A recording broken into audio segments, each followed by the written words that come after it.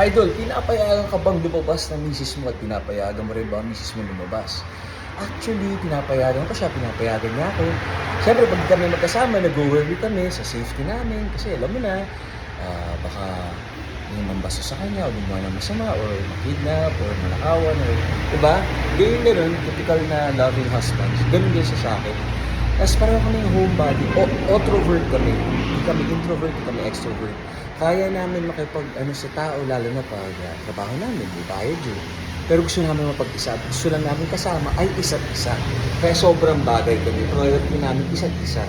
At si God ang center ng relationship namin. At trust at loyalty. Mahalaga yun. Ang importante sa akin, masaya siya.